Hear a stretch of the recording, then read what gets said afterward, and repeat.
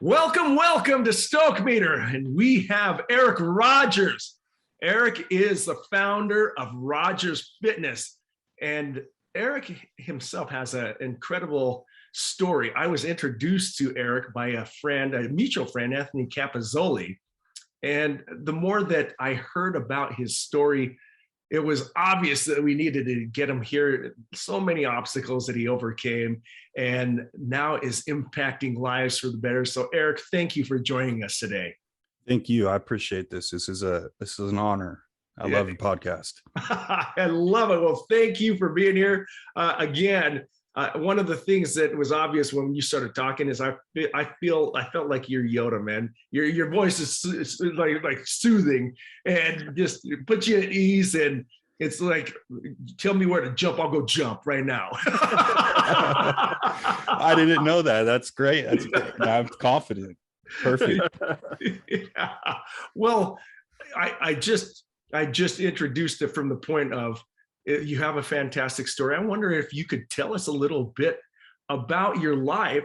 And you didn't always look so buff. I know that from looking at some of those pictures, but right. Just let us know, let the audience know who you are and a little bit about your journey. Okay. Yeah, and I'm going to jump in real quick. If you don't mind, kind of start probably a little earlier than you're used to. Like, let's take us back to when you were a kid. And kind of how you progressed. Okay. Well, first of all, Eric Rogers, founder of Rogers Fitness Academy. It's a new endeavor for me, about a year and a half in, and my life has changed substantially in the last 3 years. I mean, I'm gonna go down as the best transformation this world's ever seen, physically, mentally, spiritually. Like, the amount of growth I've seen in the last 3 years has been just amazing, and I'm grateful to be here and share that with you guys. So, I mean, as a child, I was raised in a very stable Christian family. Dad was a Folsom prison guard, and for a long time, very strict, very high expectations, disciplinary family. And it's not something that clicked with me as a child.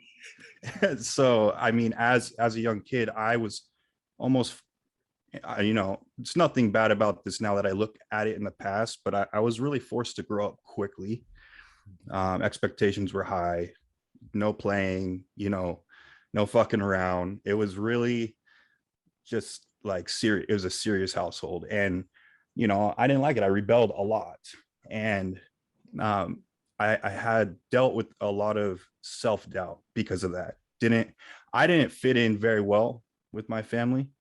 It was like I love them to death, but I mean, I'll be honest, a lot of people pleasing, please dad, make dad happy, right, and you'll be good. And I was like, not doing that. And so from the beginning, and a lot of it came from, my mental health, even as a child. Like, I was a very angry child, very resentful, bad listener, and I rebelled. And later in my years, I found out that I was diagnosed bipolar 2, which is probably a big reason for that. But since a young age, I have dealt with a lot of self-belief issues, self-doubt. And like, obviously, when you don't believe in yourself, there's a lot of, you magnify it in your own head more than it really is, and so the way I spoke to myself, even as a young kid, was just extremely defeating. And what you believe is what you become. And so since a young age, at the age of 8, I just self-destructed from that point on. And at age 8, I got into, my mom's painkillers, and I loved it. And, that was a moment where I finally felt like more controlled, like it helped me. I was able to kind of fit in better, be more social, and I really didn't stop from that point on. And, going through the years, it's something I hid something that no one really knew about, but I was always seeking some type of escape from reality. And I was an escapist. And when it wasn't drugs, it was anger. When it wasn't, anger, it was just running away. I was just causing a ruckus my whole life, complete rebel. And that caused a lot of damage in my life, my relationship with my dad, relationship with my brother and sister. And really they were all I had. I didn't have a lot of friends. I pretty much fought everybody I knew. Like I was that kid. And later on in life, hitting high school is when it really hit hard. I was being suspended for fights. I got expelled. My parents sent me away for, just they were sick of me. I think I was 16 when they sent me away. I lived with a pastor's family, and I went down there and I just destroyed their family. Like it didn't help. I was sent back home like within a month. And when I got sent home, I got into drugs really bad. Cocaine was my favorite type, and I ended up, becoming not just a user but a dealer, and I got most of the town on it. So the story of my life is I'm either a really bad influence or I'm a really good influence. Like I'm an extremist, and that's the bipolar in me. Like I'm either doing super bad, or I'm doing really good. And at this point in my life, it's the latter. I'm doing great. And I've caused enough pain to the people in my life, to everything around me, to where I'm going to stay here. But parents caught me with cocaine. I was 17 years old, and I got the calls like, if you ever come back, I'm taking to jail myself. You're done. So at 17, I was homeless. Didn't have a lot of friends. I had friends, but it was just I was getting them high. And so like my support system wasn't there. I was really alone at that moment in my life, and living in my car. And it was actually the first night I was homeless. Went over to a friend's house. This is my brother's friend. I never met this guy. And at that point, I was like, I just lost everything. So I was planning on quitting, and just like, I was finally free from my parents in that prison that I felt I was in, even though it was literally a great family to live in. And I went over to this guy's house, and he had a bag of white powder, and he was like, you want some? I was like, yeah, you know what? Sure. I might as well. It's been a day. And it turned out to be methamphetamine. And jeez. Oh, yeah. No. And so like I had already just hit rock bottom and lost everything. I wasn't even 18 yet. I had a job.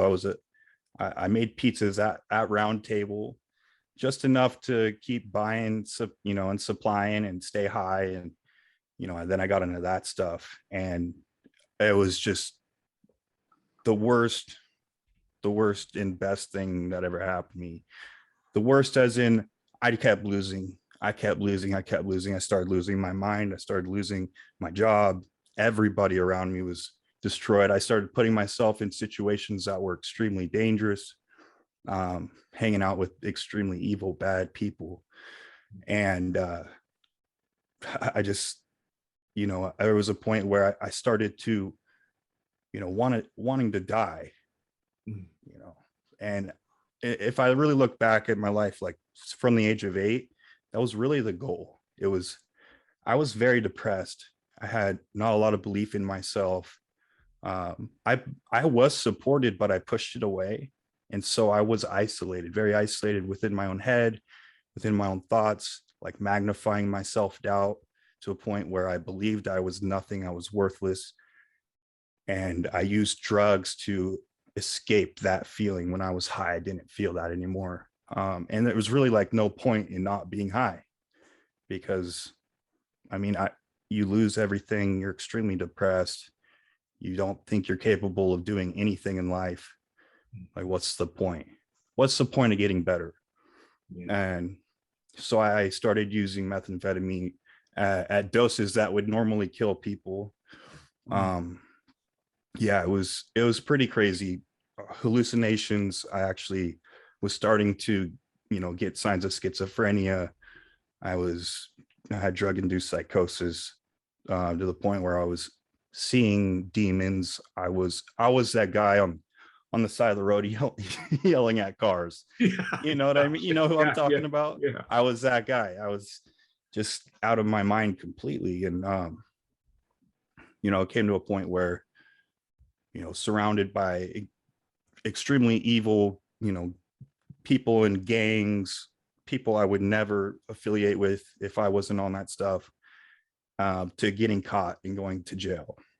And when I got caught, it was literally one of the first times I was sober from the age of 8 to the age of, I was 18. I had just turned 18.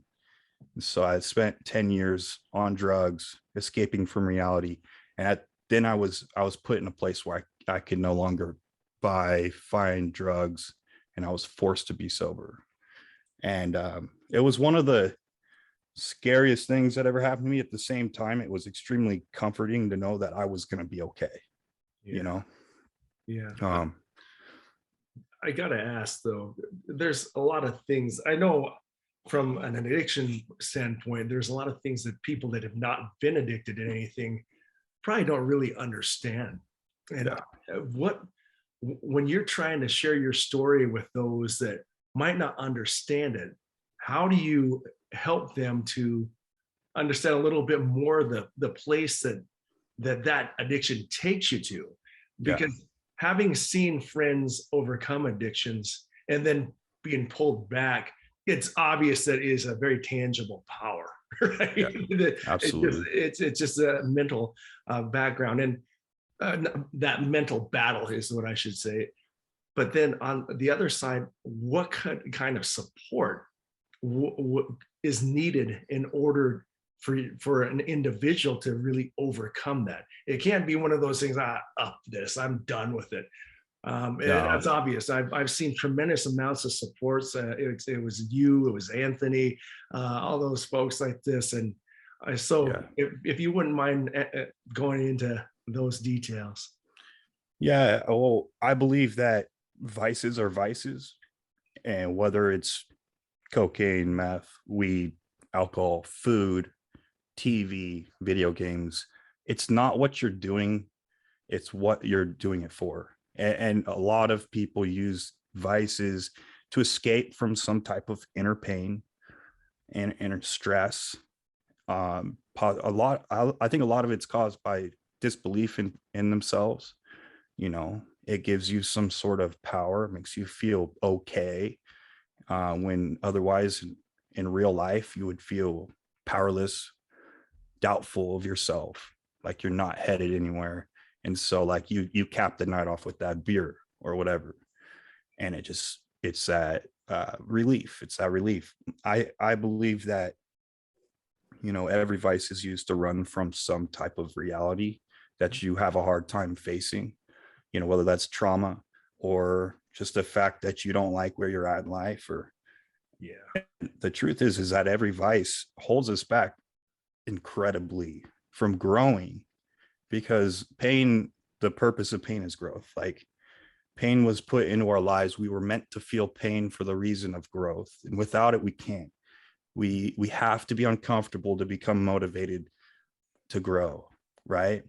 And so if we're always masking that, if we're always finding a way to not feel that and really stay in that comfort zone, which is nice, it's nice to be comfortable, we're not going to go anywhere, it's going to cause more and more doubt, more and more turmoil every time you wake up and you're like, well, fuck, I'm still doing this, I'm still this person, like nothing's happening. And then you go to where I was, where it's like, who cares? Might as well stay high. You might as well just waste 8 hours a day on video games. You might, whatever your vice is. And so that kind of give people more understanding on what addiction is, what it really is, even if they maybe never done anything. It's all running, it's hiding, escapism. And in my story, the support, I didn't have it. And I'm it's crazy. I don't even know like how I'm alive sometimes. I'm still surprised when I look in the mirror. I'm like, wow, Sure. I made it. Like, this is crazy. Like, how am I here? Especially where I'm at now. Like, that's insane. But like, I think two things need to happen. You either need a lot of support or you need to lose everything in order to wake your ass up and go, wow. It wasn't until I lost everything that I had to be grateful for my breath alone. And when you're grateful for life, you don't want to destroy it, right?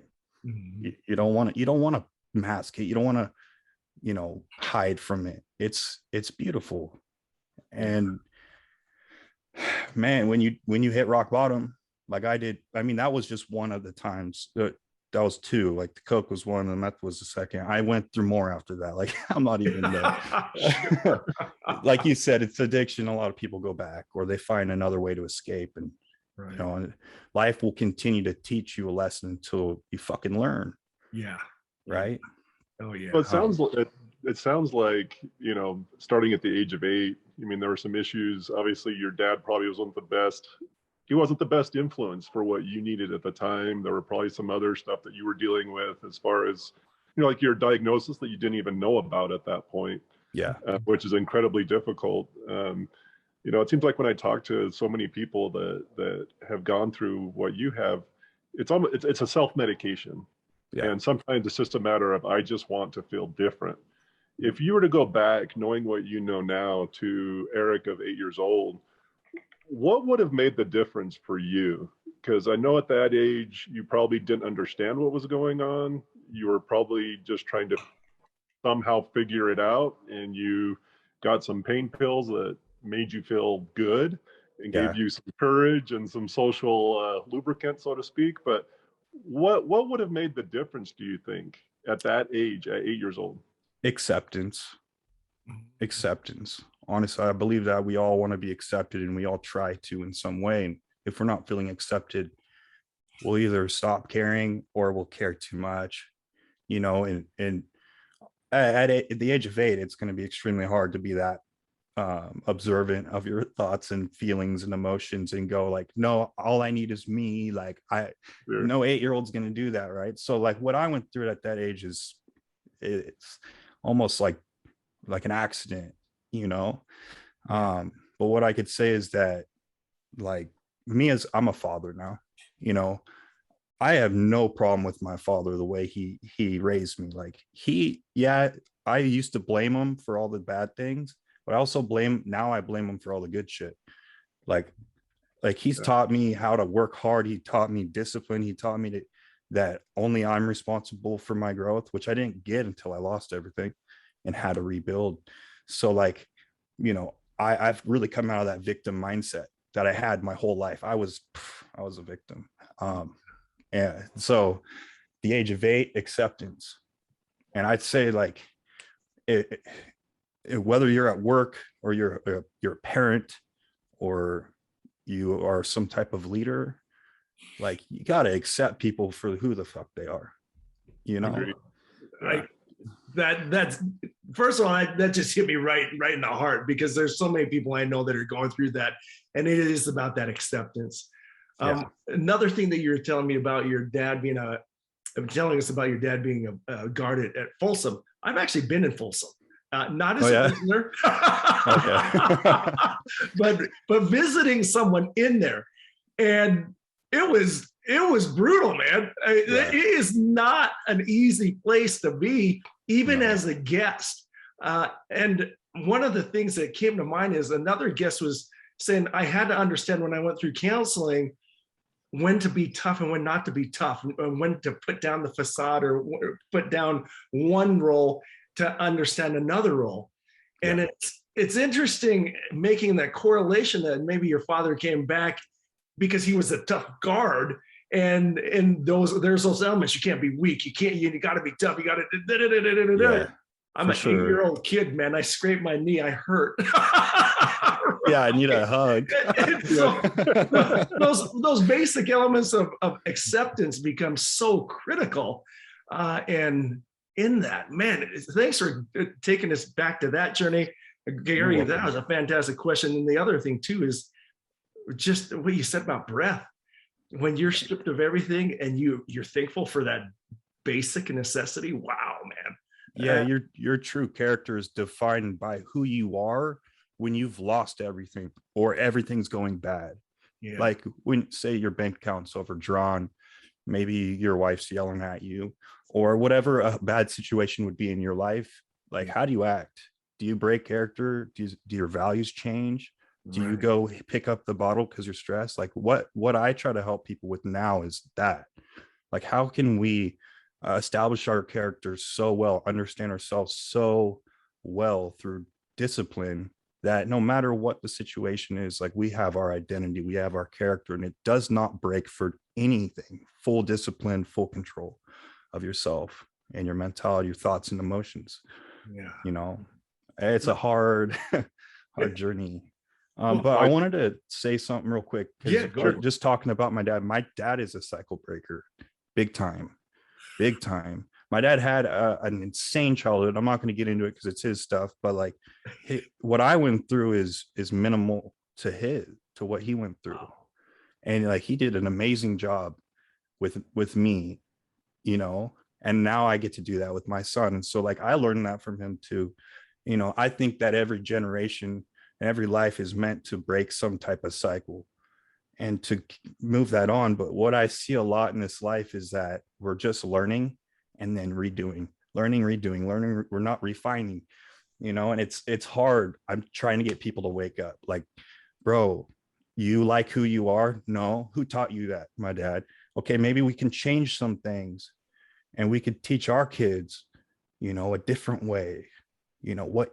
You got to be who you want them to be, right? Like my whole purpose in life was to become who I needed in my darkest times, that father figure that I wish I had. Yeah. I think that's nailing it on the head right there. And you know, talking about your dad, you know, I had a kind of a very strained relationship with my father, and right. it came to the point where I had to realize he was taught from his dad, you know what I mean? And right. He really was trying to do the best that he could with what he knew and what he was taught. And I've realized that in my life. Just what you're saying, Eric, is so much of it comes down to making a conscious effort of what do I appreciate, what do I want to take from those relationships, whatever it is. Yeah. And then what do I want to change and make better? Because the default action is just business as usual. Yep. Exactly. You know, you see that so often. So anyway. Yeah, I think it's important that we teach whoever we're surrounded with how to be observant of patterns and how to break them, you know, because we'll just live life and we'll like, I like, what's his name? I'm blanking out on the guy's name. I'm sure you know him, but he says like, life happens for you, not to you. Mm-hmm. But a lot of people don't think like that, and they're a victim of circumstance. And like, you notice I said victim. Yes. And they can see the person that treated them bad, and they'll only take the bad from it, and they can't like forgive, and they can't refine and give something different. But even like as a friend or someone in your community or a leader or husband or wife, like, you got to take whatever negative things that you learn in life and find the good in it. There's good in every bad situation. If you get good at that, like, everything is a learning lesson. Everything is. You're a continuous learner, and I love it. The things that you're talking about from a physical, mental, spiritual, social state is something a lot of people go to school for a long time for. And right. You're right. And looking at how you intuitively pick that up and now applying that to teach others is pretty fantastic, especially when you look at a lot of the people that you're helping right now. And right now it's body transformations. When I first saw a picture of you, I thought, look at that beanpole. Right? You were skinny, man. You look like Karchner up there, man. I got some work to do. Yeah. Oh, yeah. It's crazy. That was 4 years ago. That was just no way. 4 years ago. Good night. Well, and in that time that you took those steps, that's only 4 years. How many people have you transformed? And what are some of the journeys that you've heard? Overcoming it, it doesn't have to be addiction. It could be whatever it might be, a mental state, whatever. Can you tell us some stories, examples of that? Yeah, absolutely. So like as of now, it's been a year and a half. I've helped 175 people transform not just their bodies, but their lives. And my coaching it's versatile. So if somebody wants to just get fit, yes, I can help them with that. But my main goal is the mindset, it's the mentality. And like I said, I'm versatile. It's not a cookie cutter program. So if people come in and they're like, this is my problem, I try to learn that with them and figure out what they feel they need in life and help them get that. It's not just like, this is the plan, do it. Hey, I used to be like that. I'm not gonna lie. I'd grow as I go. And so just amazing. Like at first it was body transformation. It was, and I like that because when somebody sees a physical result, which is usually quicker, it's something you can see, something you can feel. It changes their mindset as they go. But like the amount of growth I've seen recently in clients, because I really dive deep on addiction, self-doubt, all my struggles, I'm very vulnerable with it. It entices people to come for help. And within like 1 to 2 months, like I got people that would come home after work and just like flop on the couch and just be like, I'm done. And you got like 8 hours of life left. And then they're calling me and they're like, dude, I'm 150 pounds overweight. Like my marriage is falling apart. I'm broke. I spend my money on stupid shit, just complete lack of discipline. Yeah. And within like a month or two, they're just like, they're getting promotions. They're losing the weight. Their whole mindset is different. Like they can't, when they miss a meal, they're like, I fucked up. And then like before it was like they wouldn't eat for 2 days because they play video games. It's just crazy. Like so many people quit drinking, smoking cigarettes, and I don't ask them to. I don't even challenge them to. I give them a proper plan that shows them their weaknesses.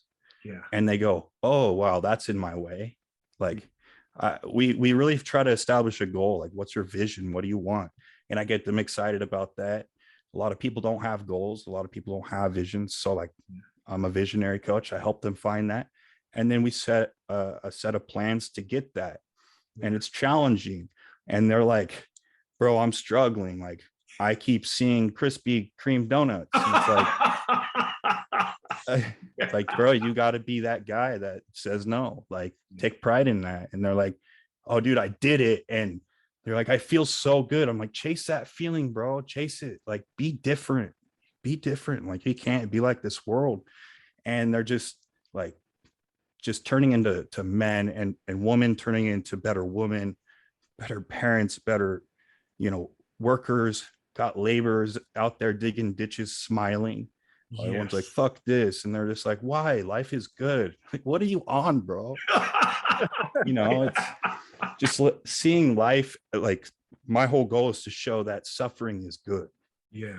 Intentional suffering, intentional chaos, intentional pain. We use these as tools to help build a better tolerance for the outside pain and suffering that we can't control. Right. Yes. And when you like go through something like I did, and it's just so painful, like it's raining, I don't have a home, I don't have clothes, all I have is my breath, and you got nowhere to go, no one to call, no phone to call them with. Like that toughened me up. And so I use these things like earlier wake ups, do your workout right when you wake up, self-reflecting, meditating, visualizing, keeping your eye on the prize, and then saying no to things that demotivate you, that hurt you, and being observant of your attitude and your energy, and try not to take action on them unless it's rational. Yes. It's crazy. But what I love, I have a quick question. Go ahead. Gary, go ahead. Oh, I just say, I'm dying to know here. So you've got, from the time you're 8 to like 18, you're constantly on some sort of addictive substance, you're homeless, you just got incarcerated, it sounds like, for an X amount of time. I'm just dying to know, like, it sounds like you were to a point where you either wanted to die or something else happened, something big enough for you to make a change. Can you take us to that moment? And Yeah. because that's at the very beginning, man. That's where the work really started in my mind. Okay. So no, okay, at this point in my life, yes, you're right. I when I say bipolar, I mean like I'm either Boom, the boom. best. Yeah. Yeah. And so like when I had that moment of clarity, because I was finally sober, I was like, I realized like, oh my God, like in that 10 years, I had overdosed. I've had guns pointed at my head. I mean, I have been in some situations that most wouldn't make it out of or would create an insane amount of trauma. Like I shouldn't be alive. I even had cancer as a young kid. Like No I way. shouldn't be alive. And so all these instances, like there's something planted in my brain, bro, you got a purpose. What are you doing? Like what, you haven't died yet. Like go ahead, keep trying. It's not going to work. Like it's just like, God damn it. Come on. And I just knew like there was something for me. And so at that moment in my life, I was like, I'm gonna try. I'm gonna try. And so I moved up to Truckee, California with a tarp and a box of canned foods and $40. And I lived in the woods for 4 months, got sober, isolated myself. Again, no support. I was just there alone and just getting sober, reflecting. And it was freeing. It was very freeing. I was starving. I killed squirrels. I ate squirrels. No joke. Like I caught them with my guitar strings and I ate them. I cooked them over the fire. The snares, right? Yeah. I was surviving. It was crazy. Wow. When I talk about, surviving and doing the bare minimum in life, and a lot of people do. And it takes me back to that moment. Like I was just surviving at that moment. And once I got that down, I learned how to survive. It was time to move forward. I met my wife. We've been married for 8 years. I got a career. I was an electrician, commercial electrician, became a lead and then a foreman. I worked my way up. I was extremely driven, but at the same time, I started drinking. And so, yeah, I went down and I continued to hide. I continued to run away from my reality in other ways, but it was a mess. So I was cool, right? It wasn't Coke, so I was cool. And then came more Xanax, Adderall. I just started going back. And at this point in my life, I had a wife, and then she got pregnant, and then she drank with me, but she quit when she got pregnant, and she like transformed her whole life. Just the sweetest thing. No longer party girl, just an amazing mom and wife. And I'm just here, just like going hard, a fifth a night for 4 years, like going hard.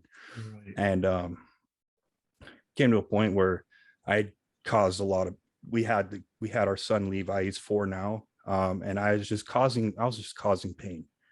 I was doing it again. And they left. I woke up one day and she's like, we're done. And they packed up and they moved to California. We were in Reno at the time. And again, alone, left in my thoughts, nowhere to hide, nobody to hurt. And it's almost like I was trying. I've always tried to do this, like just hurt them enough so that they run away. Just like I didn't want the support. I didn't want to hurt anyone anymore. Instead of just being a man and saying that and leaving on my own, I pushed them away. I hurt everybody. And so 4 months without them, my son was 1 at the time. I wasn't supporting him. I was just complete garbage. Wasn't supporting them. I was working still, but I wasn't showing up to work at this point. I was extremely depressed. I was drinking about almost a handle a day of whiskey. And I had gone and got like a Adderall prescription from the doctor. Like I was like, okay, let's just have fun. Yeah. I couldn't be sober. It was too painful. And then one night, and this was this was my rock bottom, my third one, but the deepest one. I had really started to understand that I am where I am because it was my fault. I did this.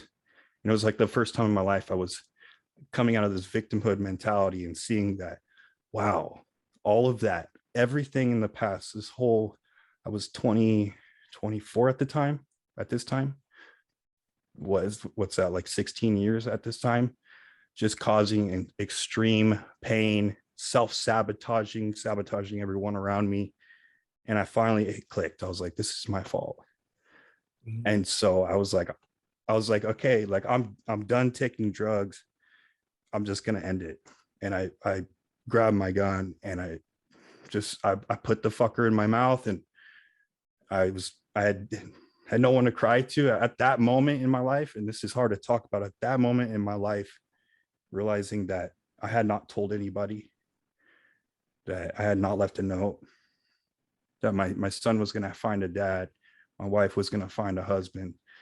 And I fucking broke down. I decided at that moment that I was going to do everything in my power to take responsibility for everything that I've done.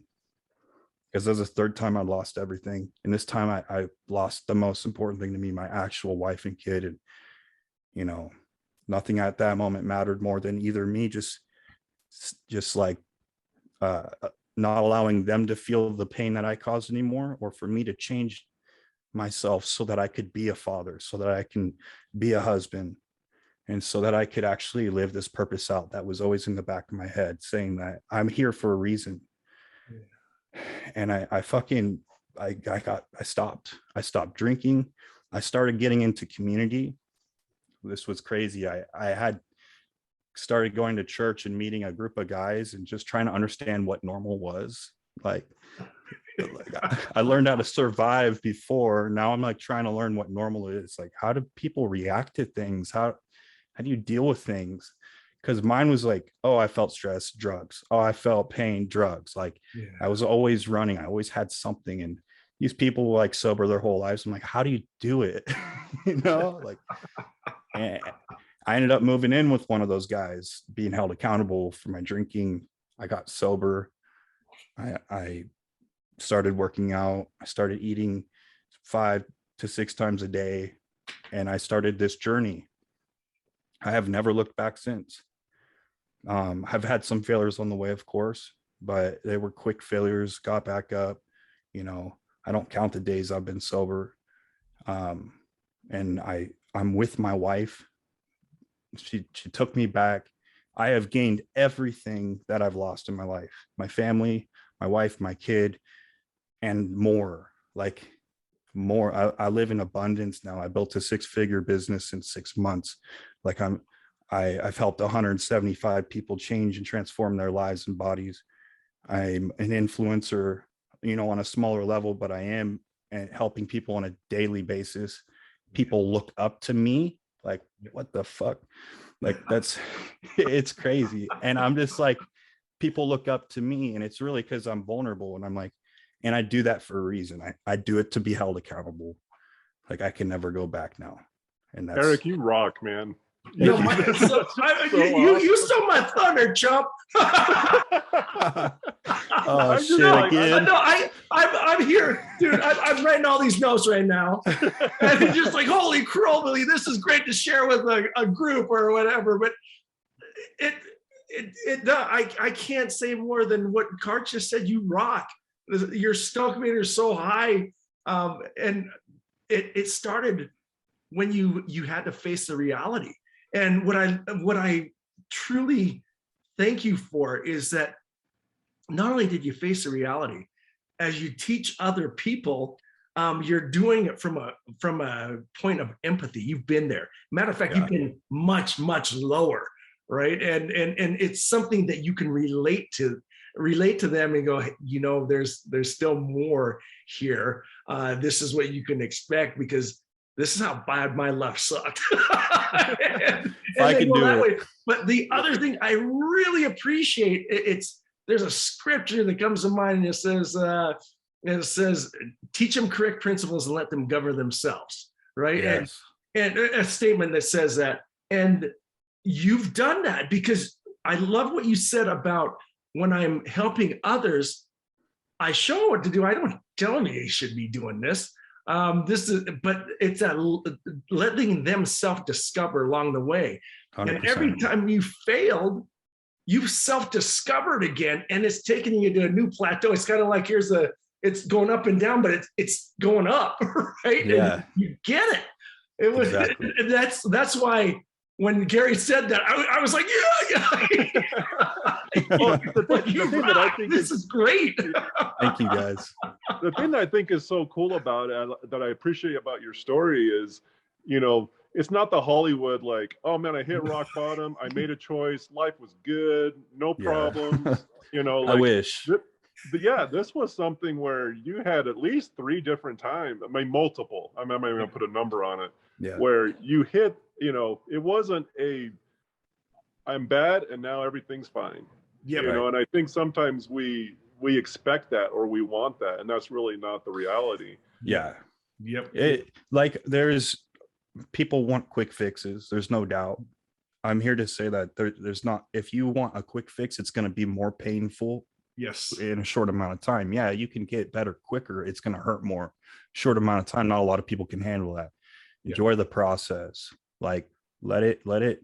Sometimes life won't even allow you to grow. God won't even allow you to grow a certain extent, because if God was like 2 days later, here's $1 million, dude, like I'd be high. I'd destroy my life. Like God doesn't give anything that's going to destroy you. And so unless it's part of his plan, right? And you know, which obviously, but it didn't destroy me completely. It built me eventually. You really got to look at your life as, you know, you're born and you have a purpose, and that's like the beginning and the end, and there's this time in between. And I'm here to tell you, like, it's not about what you want. It's not about what your desires are or what pleases you. It's about growing. And growing is painful. And the more you hide from your pain, the more you run from it, the less mature you're going to get. And you actually gave the answer of how to overcome the running. And look at how yoked you are, big and buff, right? Thank you. One thing that comes up is the word vulnerable. You allow yourself to be vulnerable so you can face, again, going back to that face reality, so you don't have to run anymore. And there's a lot of times that people aren't willing to let themselves do that, to get vulnerable like that. Yeah. Well, I want to tag on to what you're saying, Maurice, because you start out with that vulnerability, but also when I asked you about what would be different when you were 8-year-old Eric, and then also what kind of helped you, you know, with that group at church, is you're also, you know, strong enough to reach out to other people. Yes. So, you know, I think help. so many times there's 2 things that seem to work against, you know, especially I'm just going to say males in today's society is one, we don't reach out to other people. We don't ask for help. We're going to do it ourselves. If I can't do it myself, then it's not, you know, it's not worth it. It's not worth it. Right. And then the other one, it just kind of spaced my mind a little bit, so I'll have to think about You're that. Old. Yeah, that's right. You know, what it is I think it's a level of self-acceptance. And whether that's you're accepting the good and the bad, like you're accepting your weaknesses and your strength, when you accept yourself, like you start to love yourself. Because when you can, like, if you blame yourself for the bad, then you also can say, I can get myself out of this. Like you're giving yourself a chance, you know. But if you're like, it's not my fault, then you're never going to change it. Right. Yeah. So if you're like I was that guy. I was taught not to be vulnerable. You know, dad was a prison guard. I was taught how to kill, man. Like that's how to win fights and stand my ground and be proud. That's what I was taught. And I wasn't taught to be vulnerable. I wasn't taught to, you know, to ask for help. And that was something I learned on my own. And it was really because it came to a point where it's like, I needed to be accepted. And the only way I could is by telling people who I really fucking was. Yeah. And that's it. And I'm not ashamed. I got these scars on my face from picking and scratching from the meth. I accept it. I accept all the times I've hurt people. Why? Because I've helped more people than I've hurt now. I've gotten more people off drugs than I've gotten them on drugs. Like, I mean, that's, and when you get to this part of your life where you can say that, it's like, it's free. Yeah. You start to realize that all the pain, all the people that you hurt, it happened for the reason to build you into this person that can now help and not hurt. This life's not about us. It's not. Yeah, no, I agree. I remember what my second one was too. Is, and this kind of ties into what I do. I'm a ED nurse. Okay. I run, anyway. So I see a lot of people with mental problems, and I see addiction and that type of stuff. But I think one thing that you nailed on the head is that pain isn't something that we shouldn't strive to live a pain-free life. Yep. I see so often where the expectation is, well, I come in and I hurt and I want to be better now. I want zero pain when I leave. Yeah. And you're saying quite the opposite. You're saying almost lean into the pain, see what it needs to, how does it need to help you? And of course, there's times when pain is not real. If my arm's half chopped off, then I probably need some help. Yeah. But there is a lot to be gained from pain, and Absolutely. I think that's something that I've kind of taken away from this as well. And it should be obvious for me, but Yeah, just you sharing that part of your story really kind of hit me hard. Is that really good things can come from pain? yeah. It's really a tolerance. Like, if you think about it, it's tolerating more of it in your life. Because look, like, if your goal is to be extremely successful, extremely wealthy, multi-billionaire, which, that is one of mine. I want to help hundreds of thousands of people. The only way I'm going to do that is by making more money. And so I know, and as I'm on this, I have this vision. There's levels, and it's like I can't get to the next level until I've tolerated enough pain here and dealt with enough stress here and anxiety here and self-doubt here and overcome that before I can be let onto the next one. Because if I can't handle it here, I'm not going to handle it here. Like, success is learning from failures. It's not winning. It's not. And in your case, it's not just learning from the failures. You inevitably help another along the way, and you all automatically continue to build your support system and your backing and everything. What was it? The saying said, "There's nothing more painful than a comfortable life," or something to that extent, right? And you're proving that point. I can't think of a better way to start the daggum week. It's Monday. I just realized that. I do the same thing every day. So Eric, what advice would you give? Kind of just a quick round of, you can do better. Like, let's say I'm that guy right now sitting on this couch. I'm just kind of pissed off at life. I have no motivation. I'm not doing well. I got a couple of vices, whatever they might be. What is the first thing you would tell someone in that situation? I would ask them, what is life about for you? Like, what do you want? What is a vision that you seek? And if they don't know, I would sit down with them and I would go through that and make sure that we have one. Because without a vision, we're not working towards somewhere. There's no reason to even live. There's really no reason to wake up, no reason to make more money, no reason for promotion. Like, you're not going to grow. And so finding that vision, and then looking at the person 10 years from now that lives that vision. What does he do on a daily basis? What are his daily habits? Is he drinking? Is he sitting on the couch moaning? Is he unmotivated? No, like, he's not. And so those are the first things we get rid of. What habits are demotivating you? What is pulling you back? What is keeping you from feeling the pain? Like, what vices do you have? Let's get rid of those, and let's start to incorporate the daily habits that guy does. And then let's start to believe that you are that guy. Yeah. And when you start to believe that, you become it. And when you become it, I mean, you're there. And it's a quicker process when you really it's changing and reconstructing your whole life and daily habits, because you could sit there and try to change your mind about things, but until you take action, your mind's never gonna grow. So it starts with a thought, and then it becomes action, and then you hit that goal, you become it. I feel Awesome. like I've got a free therapy session today. Oh yeah, that's good. That's good. We all need therapy. Yeah, see, the cool thing about you, Eric, is, I mean, you've obviously made some massive physical transformation in the last 4 years. Yeah. But it almost seems to me pale in comparison to what you've done in your mind, mentally, Yeah, 100%. and what you've done there. And I think that's, with your business and what you're doing now, it's obvious that that is a huge component of what you're doing for other people. And anyway, kudos to you. Yeah, that's awesome. Yeah, my pain became my purpose, I love it. My pain became my purpose. Okay. It really is. It really, like, did you copyright that? If not, I should.